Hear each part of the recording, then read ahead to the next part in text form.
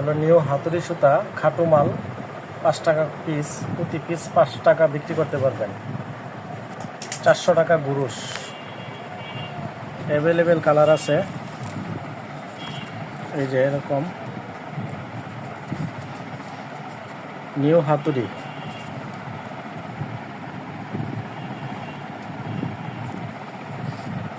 New হাতুড়ি সুতা প্রতি পিস 5 টাকা বিক্রি করতে পারবেন। 2 টাকা 70 পয়সার মতো কিনা পড়বে।